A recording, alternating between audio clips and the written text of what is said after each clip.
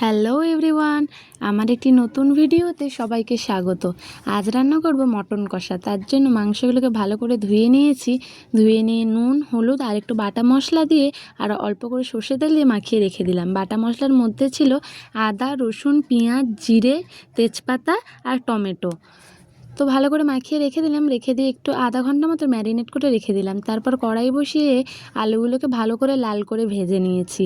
তো একে একে আলুগুলোকে ভালো করে লাল হয়ে গেলে তারপর ওই তেলেই পেঁয়াজ, তেজপাতা আর একটু গোটা জিরে দিয়ে দেবো আর দুটো শুকনো লঙ্কা দিয়ে দেবো।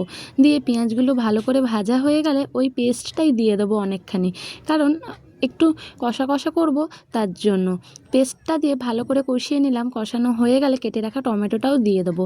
তারপর টমেটোটাকে ভালোভাবে কষিয়ে নেবো। এবার কষানো হয়ে গেলে ম্যারিনেট করে রাখা মাংসটা সেটা দিয়ে দেবো। দিয়ে ভালো করে একটু কষাবো।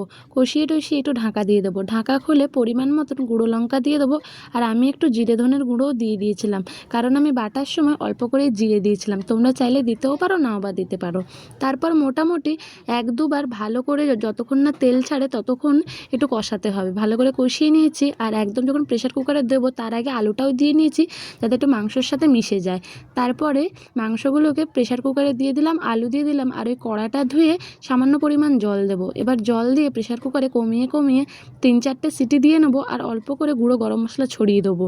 3-4টে সিটি দিয়ে নিলেই তৈরি আমাদের ঝাল ঝাল কষা কষা খাসির মাংস। এই খাসির মাংসটা না কড়াই করলেও হতো, কিন্তু আমার মনে হয় যেন প্রেশার কুকারে দিলে ভালো টেস্ট হয়। দেখো জাস্ট কালারটা কীরকম এসছে। আর এর সাথে ছিল ফ্রাইড রাইস, একদম